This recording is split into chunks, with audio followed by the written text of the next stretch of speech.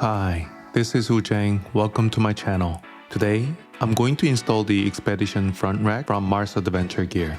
I'm slowly preparing a camping setup for my Cybertruck, and I'm planning to add other overlanding gear one by one. Because the Cybertruck bodyline has a slope, you need to install the level bar to make the roof flat if you want to mount some equipment there. Previously, I used Mars Adventure Gear's roof crossbar and level bar on the trunk side to install the rooftop tent. And I'm thinking to add other accessories like awnings and light bar to the front. Today, I'm going through the components and installation of the Expedition front rack and even installing the light bar. Like all Mars Adventure Gear products, this one also came very well packed.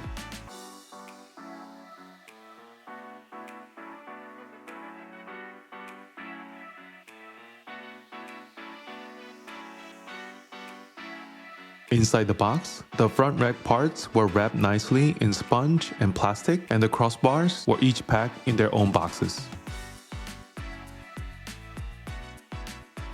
There are two types of materials for the Expedition front rack: powder-coated steel and 5 series aluminum. I choose the 5 series aluminum, which is 15 pounds lighter than steel but has the same loading rate, making it better overall. The downside is that it's a bit more expensive.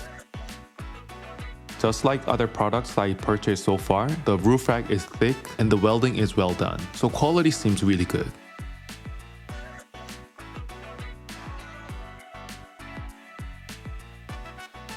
Also, the crossbars come with the ceiling rubber mounted, which should reduce some wind noise.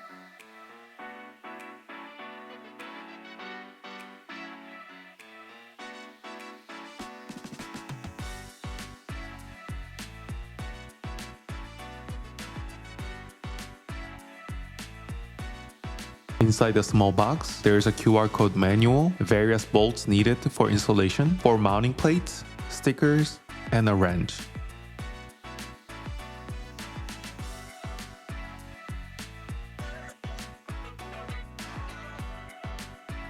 When you scan the QR code, you get a various product installation documents. Click on the Expedition rack to see detailed instructions.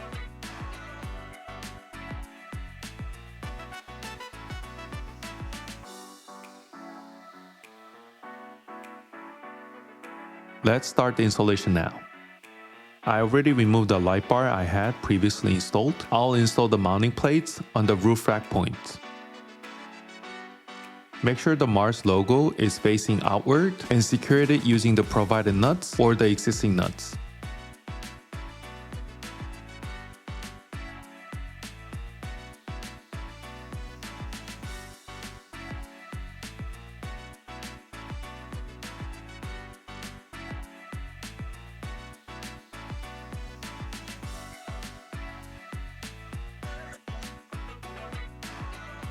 On the front passenger roof rack point, there's wire, so gently push it aside and install the plate.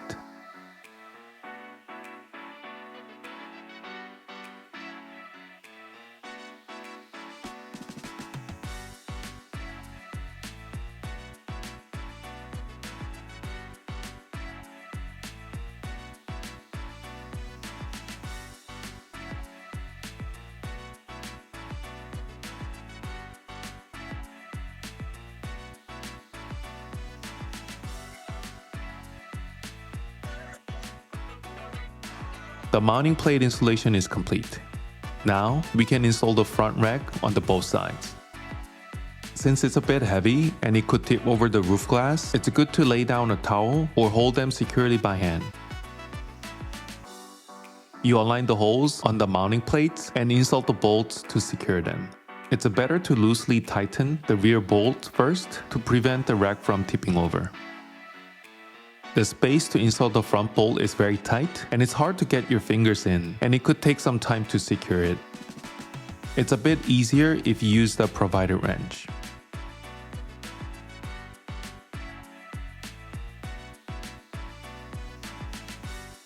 Repeat the same process on the other side. This time, I secured the front bolt first, and maybe because I had done it once already, it was a bit easier to fix the bolt. loosely secure the front one first, and then the rear, and then tighten all the points completely.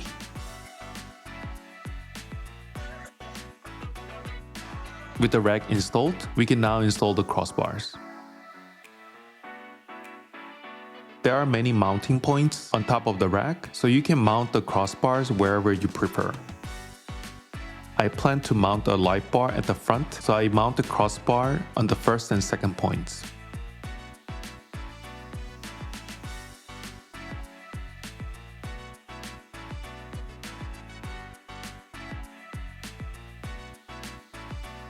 I've already purchased the brackets for the light bar and installed them on the crossbar. I used a towel to prevent them from hitting the glass. Since the light bar is quite long, I fixed the bracket at the end of the crossbar and mounted it. After finishing the installation and doing a test drive, I noticed there's a quite bit of the wind noise from the light bar. After some thoughts, I decided to move the light bar to the front of the crossbar. At this time, you need to move the crossbar one notch forward to fit the long light bar. After installing in this position and driving, the wind noise was almost gone, and the light bar was lower, which looks better.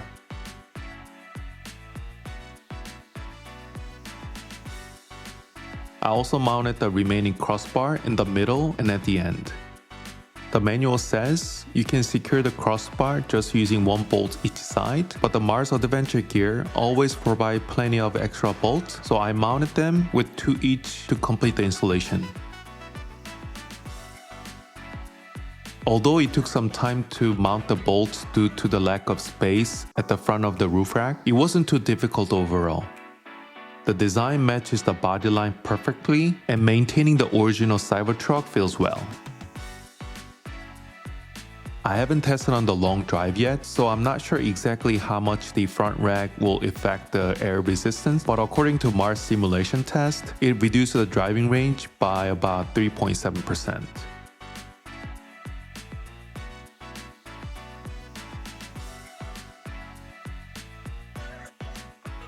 These days, Cybertrucks are becoming more common, and I think accessories like this allow you to add a character to your Cybertruck. In the next video, I'll share some awning installations and reviews, so please like and subscribe. See ya!